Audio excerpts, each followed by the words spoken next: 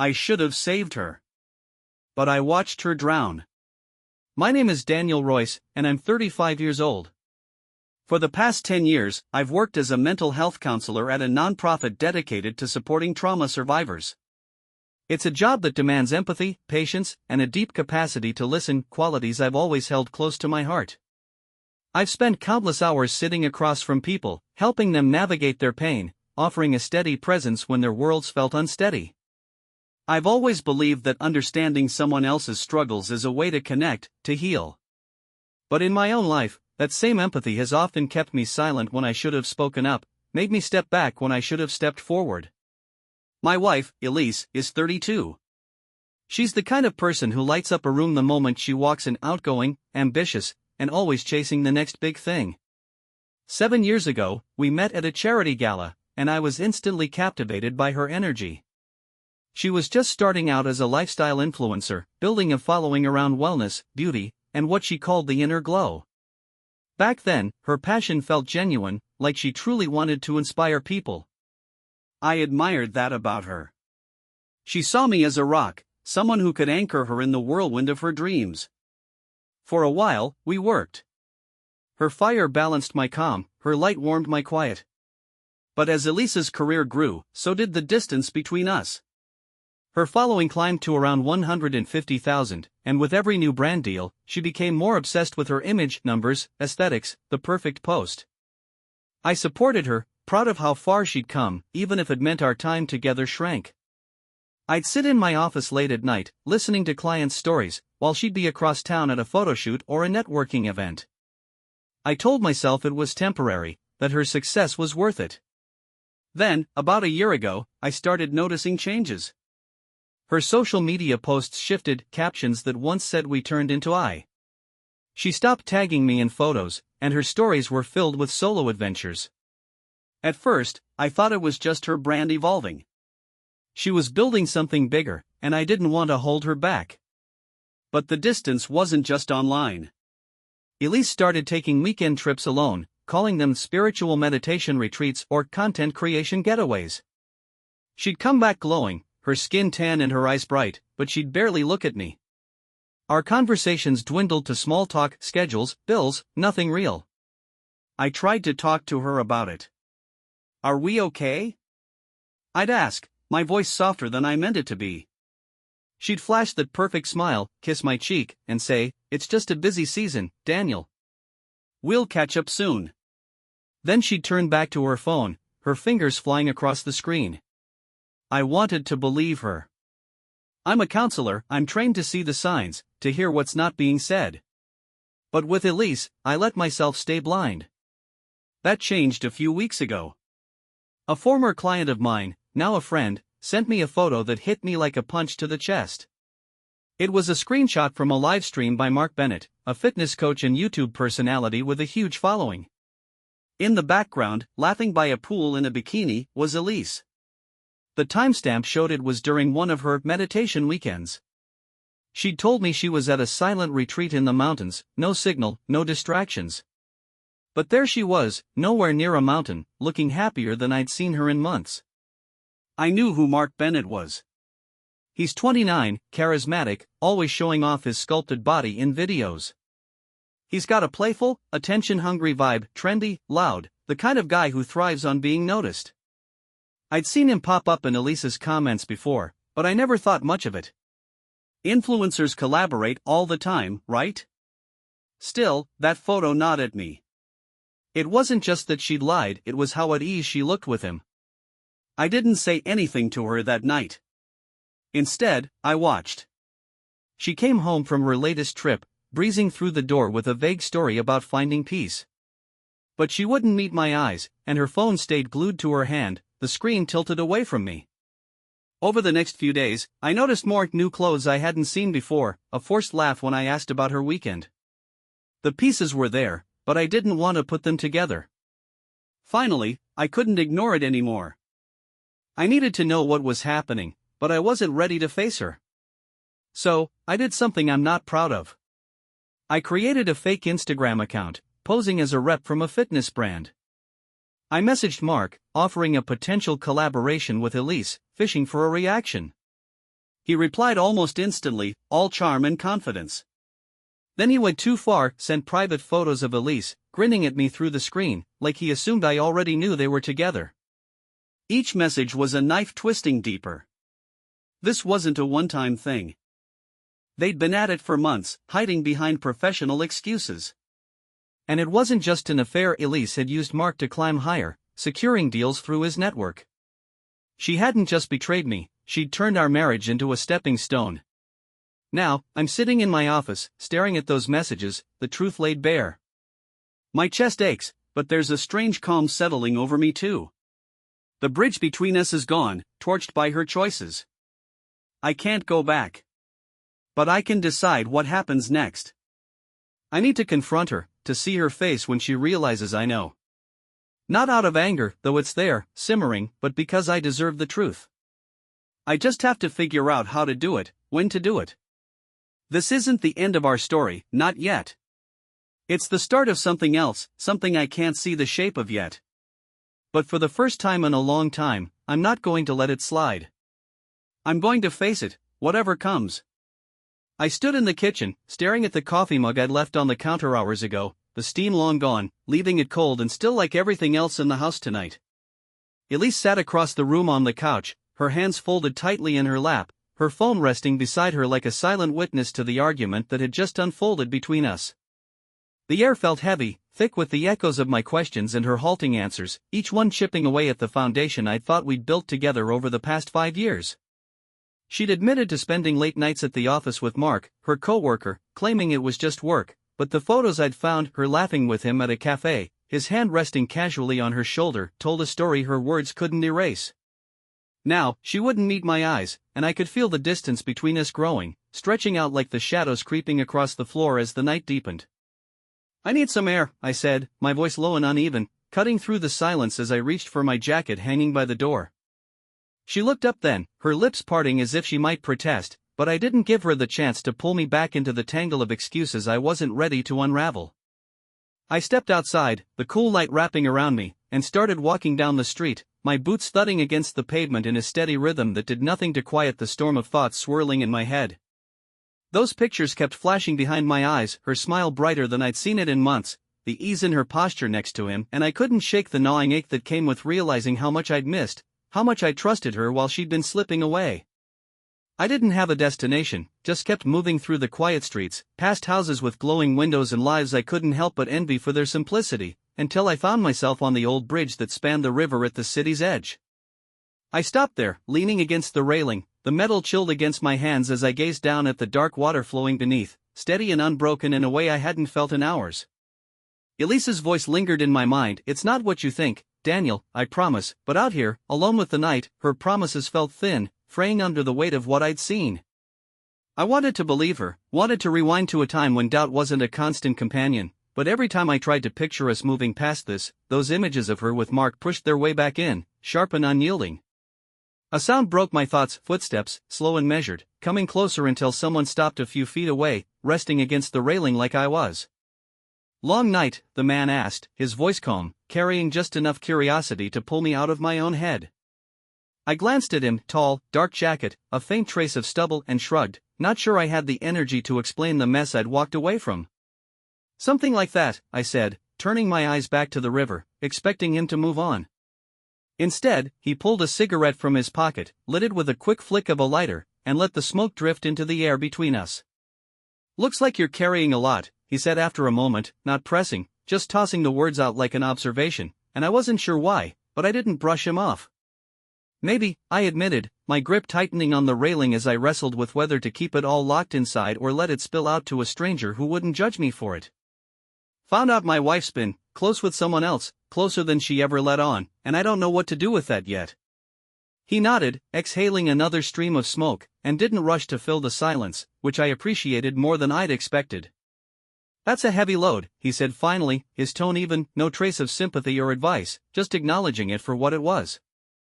Yeah, it is, I replied, feeling the words settle between us, and for a minute, we just stood there, the river's quiet hum filling the space where my anger and confusion battled for control. He finished his cigarette, flicking it over the edge where it vanished into the water, and turned to me before stepping away.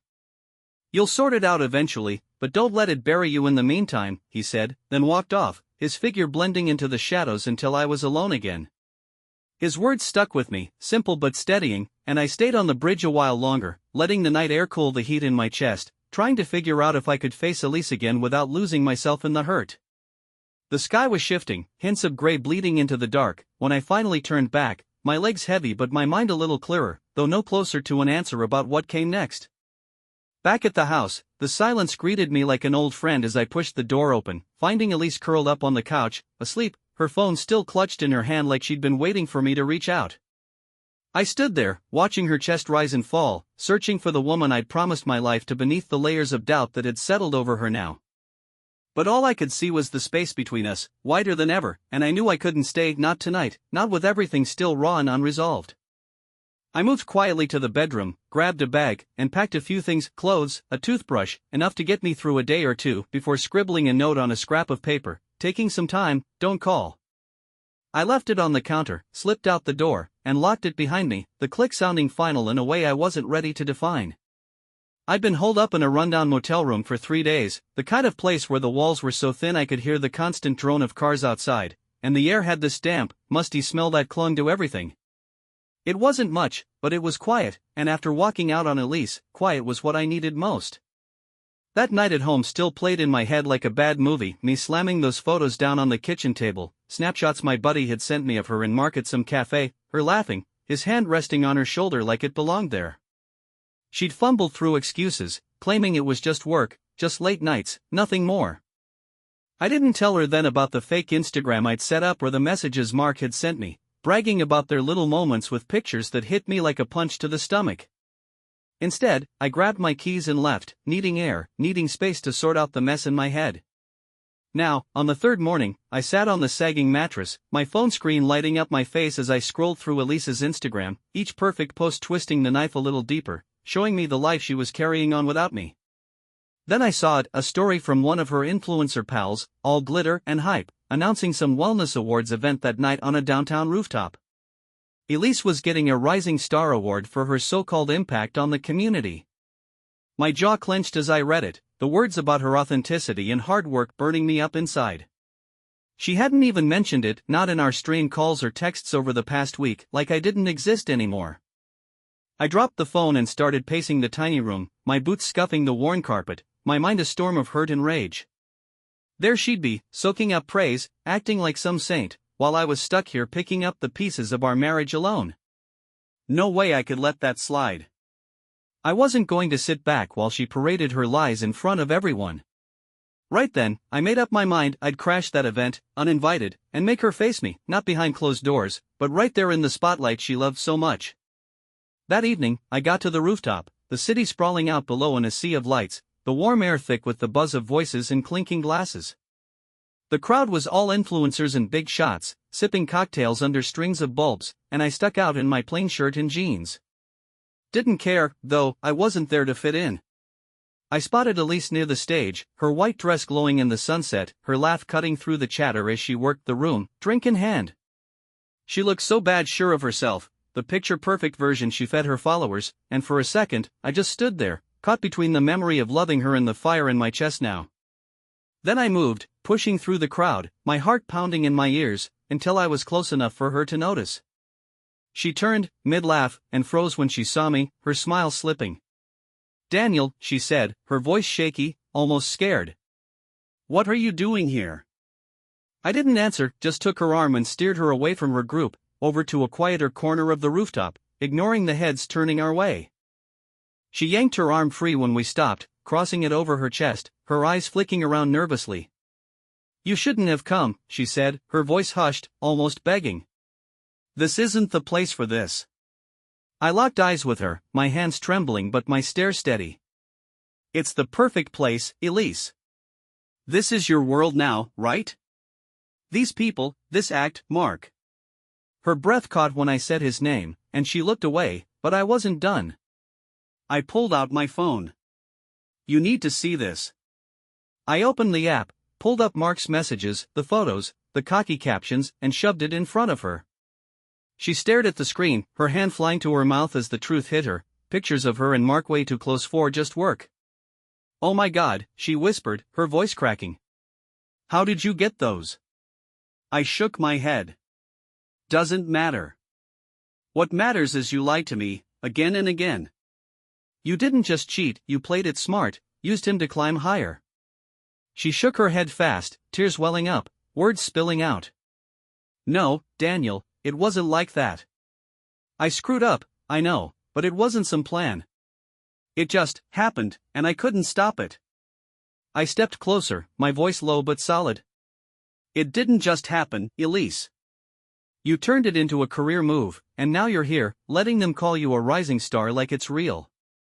She gasped, her face going pale, and her eyes darted to the side. I followed her gaze. There were the reps from the foundation she was chasing for her next deal, the same ones my nonprofit worked with, watching us now, curious. She grabbed my arm, panic in her voice. Daniel, please, not here. You'll ruin everything I've built. I shook her off, my tone cold and final. You ruined us when you picked him. Deal with it. I turned and walked away, her name ringing out over the speakers as the announcer called her up for the award, the crowd clapping behind me as I left her to face it alone. After the rooftop confrontation with Elise, I couldn't bring myself to return to our shared house, not with the weight of her betrayal pressing down on me, so I found myself in a motel on the edge of town, a place where the air hung heavy with the scent of old smoke and the walls seemed to absorb sound rather than reflect it. Sitting on the stiff mattress, I kept replaying the moment she saw the photos, her carefully constructed mask slipping just long enough for me to see the panic beneath, and though a part of me ached to forgive her, to chalk it up to a momentary lapse, the evidence told a different story, one of calculated choices stretching back months. I knew I had to act, not out of spite or some reckless impulse, but because letting her walk away unscathed felt like handing her a victory she didn't deserve, and I refused to be the fool who stayed quiet while she rebuilt her life on the ruins of mine. My approach had to be deliberate, something that mirrored who I was, someone who understood people, who saw through their facades, and it had to strike at what mattered most to her, her career, her image, the empire she'd built on curated posts and hollow endorsements. I started thinking about how to unravel her world without turning it into a public brawl, because that wasn't me. I didn't want my name dragged through the comments section of some gossip page, and I knew Elise thrived on attention, even the negative kind, so I needed a way to dismantle her quietly, from the shadows. Her brand deals were her lifeline, those partnerships with companies who paid her to smile into a camera and pretend her life was flawless, and I realized that if I could plant doubt in the minds of those who funded her, the whole thing might collapse under its own weight. The foundation she'd been so eager to work with, the one tied to my nonprofit, kept surfacing in my thoughts, because they prided themselves on ethics and accountability, and I had a direct line to someone who could make a difference, Sarah, the director of community outreach, a woman I'd worked with enough times to know she valued honesty above optics. If I could show her what Elise had been doing, not just to me but in her professional dealings with Marc, it might be enough to pull the rug out from under her without me ever having to step into the spotlight. Sarah, it's Daniel. I need to talk to you about something serious. Can we meet tomorrow? I said into the phone that night, keeping my voice steady even as my hands shook slightly from the adrenaline of what I was about to do, and she agreed without hesitation, suggesting a cafe near her office where we could sit uninterrupted. The next day, I arrived with a folder tucked under my arm, the contents a carefully curated collection of messages and photos, evidence of Elise's affair with Marc, yes, but also proof of how they'd leveraged their relationship to angle for deals and appearances, a tangle of self-interest that went beyond personal betrayal and into something the foundation couldn't ignore. Sarah sat across from me, her coffee untouched as she flipped through the pages, her brow furrowing deeper with each one, and when she finally looked up, her voice carried a mix of disbelief and resolve. Daniel, this is troubling. I had no idea she was involved in anything like this. I didn't either, not until it was impossible to miss, I replied, choosing my words with care because I needed her to see this as more than a scorned husband's complaint, so I continued, I'm bringing this to you because the foundation's considering her for a partnership, and I think you deserve to know who you'd be aligning with, someone who's been dishonest in ways that could reflect on your work. Sarah nodded slowly, her fingers tapping the edge of the folder as she processed it all, and then she said, You're right, this doesn't fit with what we stand for. I'll take it to the board and let them decide, but I can't imagine they'll move forward with her after this. I thanked her, left the cafe, and felt a quiet satisfaction settle in, not triumph, not yet, but the sense that I'd set something in motion that Elise wouldn't see coming until it was too late. Back at the motel, I started cutting her out of my life piece by piece, unfollowing her on every platform, deleting her number from my phone, blocking her attempts to reach me, because I didn't want to hear her excuses or see her try to spin this into something she could survive. Over the next few days, I packed my belongings from the house while she was out, sorting through years of shared history with a kind of detached precision, clothes into boxes, books into stacks, anything that felt too much like us left behind for her to deal with. My phone buzzed relentlessly at first, her messages piling up in a digital void I refused to open, her voicemails a stream of noise I deleted without listening, and I could imagine her frustration building, the realization that I wasn't going to play the role she expected, the forgiving husband, the one who'd let her talk her way back into control. A week later, the fallout began to ripple outward, first in whispers on the influencer blogs and then in official statements. The foundation announced they were reassessing their upcoming collaborations with Elise, a vague but signal that sent other brands scrambling to distance themselves, and soon her feed was a mess of confused fans and pointed questions she couldn't answer fast enough. She posted a video, her eyes red as she talked about needing time to heal, but I didn't watch it, didn't need to. I knew the script she'd follow, the half-truths she'd lean on, and I wasn't interested in giving her the satisfaction of my attention. Then she showed up at the motel one night, banging on the door, her voice raw as she called out, "Daniel, please, just talk to me. I know I screwed up, but I can't do this without you. I need you to hear me out."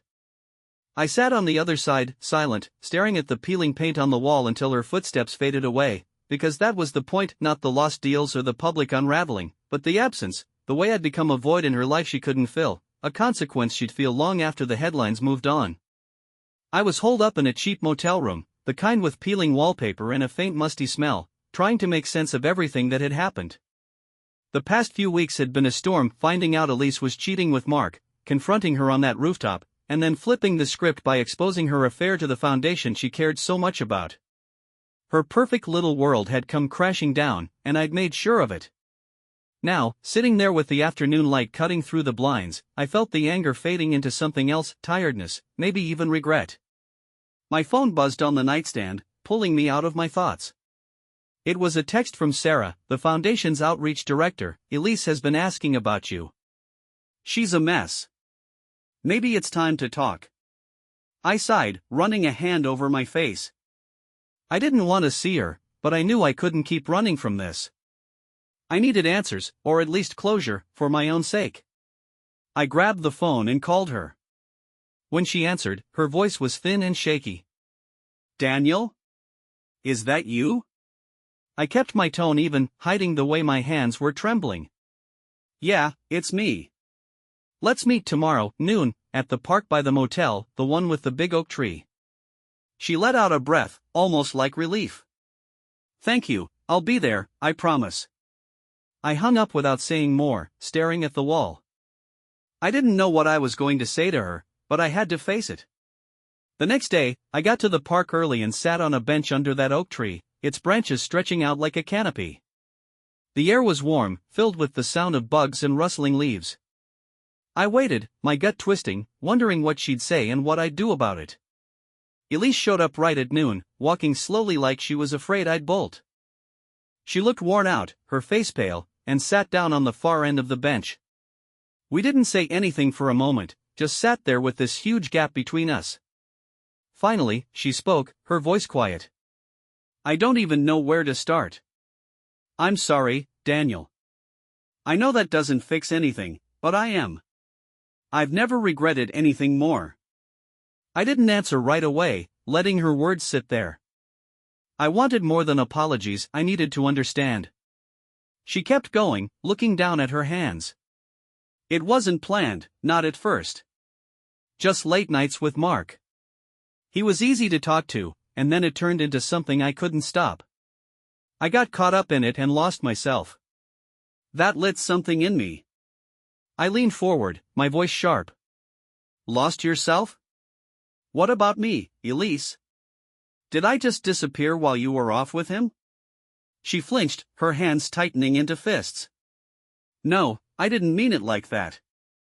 I was stupid, caught up in the moment. I thought I could keep it separate from us, from you." I stood up, needing to move, pacing a few steps away. "Separate? You made our whole life a lie.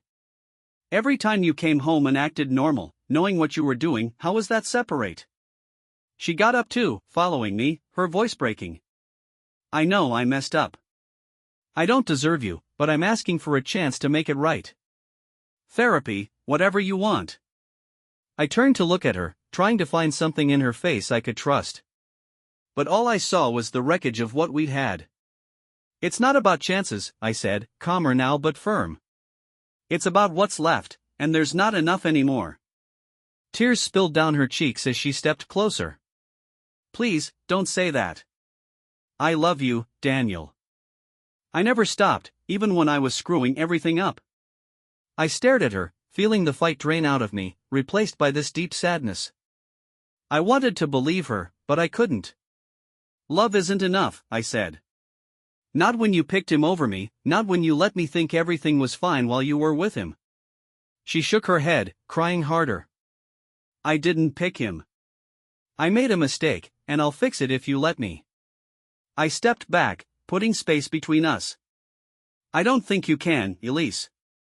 And I don't think I want you to. She just looked at me, falling apart, and asked, so that's it? We're done? I nodded. Yeah, I think we are. Then I turned and walked away, her sobs getting quieter as I left the park. My chest felt heavy, but my head was starting to clear. That night, I went to the bridge near the motel and leaned on the railing, watching the city lights in the distance. I thought about our life, the good times, the quiet moments, the plans we'd made. But those didn't change what she'd done, how she'd broken us. Staying with her would mean living with that shadow, and I couldn't do it. I pulled out my phone and typed a message. I've thought it over, and it's better if we end it. I'll get the divorce started. Good luck with everything. I sent it, pocketed the phone, and stood there a while longer. It hurt, no question, but there was a peace settling in too. I was done carrying her mess. Now, I could figure out what was next for me. I sat on the bench in the park, the same one where I had confronted Elise just a few days ago. The air was crisp, and the leaves rustled gently in the breeze, creating a peaceful atmosphere that stood in sharp contrast to the storm of emotions I had been wrestling with for weeks. I needed this quiet moment to sort through everything that had happened, to piece together the fragments of my life that had been shattered by her betrayal. The world around me continued on as if nothing had changed, but for me, everything was different now, and I had to figure out what that meant moving forward. My mind kept drifting back to the day I discovered Elise was having an affair with Marc. I could still feel the jolt that ran through me when I saw those messages on her phone, the way my stomach dropped as I read words that confirmed my worst fears. The initial shock had quickly given way to a deep ache, a blend of anger and sadness that consumed me in the days that followed. I had built my life around her, trusted her with everything I had, and she had thrown it all away without so much as a hint of remorse until she was caught. That moment of realization had changed me, forcing me to question not just her but myself as well. The confrontation on the rooftop lingered in my memory like a scene I couldn't erase. I remembered standing there, holding out the evidence of her infidelity, watching as her face went pale and her excuses faltered. She had tried to explain it away, her voice trembling as she spoke, but every word rang empty to me. I didn't mean for this to happen, she had said, her eyes pleading for understanding. It just did. I hadn't responded, not because I didn't have anything to say, but because I knew nothing she said could undo what she had done. Walking away that night had felt like reclaiming a piece of myself, even if it came with a heavy sense of loss for the life we had once shared. Deciding to expose her affair to the foundation where she worked had been a deliberate choice, one I made after days of wrestling with my options. It wasn't just about punishing her, it was about making sure she couldn't hide from the consequences of her actions the way she had hidden them from me. Seeing her reputation unravel had brought a fleeting sense of satisfaction, a small victory in a situation where I had otherwise felt powerless. But that feeling didn't last long, replaced instead by a hollow ache that made me wonder if any of it had been worth it. The act of revenge had given me a moment of control, but it hadn't erased the pain or filled the void she had left behind. Sitting here now, I knew the time had come to decide what to do about our marriage. The final conversation with Elise had been exhausting, a tangle of emotions that left me drained. She had begged me to stay, her voice thick with tears as she promised to fix things, to prove she could be the wife I deserved. I'll do anything, she had said, reaching for my hand. Please, just give me a chance. But as I looked at her, all I could see was the trust that no longer existed between us, the foundation of our relationship that had crumbled beyond repair. Staying felt like a sentence I couldn't bear to serve, while leaving offered a chance to breathe again, even if it meant stepping into the unknown. Reflecting on everything, I realized I had missed so much along the way. There had been signs, her late nights at work, the way she guarded her phone, the sudden distance between us, that I had dismissed as nothing. I had convinced myself it was all in my head, choosing comfort over suspicion because the truth was too hard to face. Beyond that, I saw how we had stopped truly talking to each other, letting our conversations dwindle into routine exchanges that avoided anything real. And perhaps most importantly, I understood now that I had let myself become secondary in my own life, always putting her needs first while neglecting my own sense of worth. That realization settled over me as I sat there, guiding me toward the decision I knew I had to make. Ending the marriage was the only path that made sense, the only way to free myself from the weight of what it had become. It wasn't an easy choice, there was still pain in letting go of the years we had spent together, but it was the right one. I couldn't keep living in the shadow of her betrayal, and she needed to find her own way without me holding her back. The clarity of that thought brought a strange sense of relief, a lightness I hadn't felt in months. I stood up from the bench, taking in the park around me as the sun dipped lower in the sky, painting the world in shades of gold. The quiet was comforting, a promise of something new waiting just beyond this moment. I didn't have all the answers about what came next, but I felt ready to find them. Walking away from the bench, I left behind the story of our marriage, a tale that had begun with hope and ended in disappointment, but one that had taught me more than I ever expected.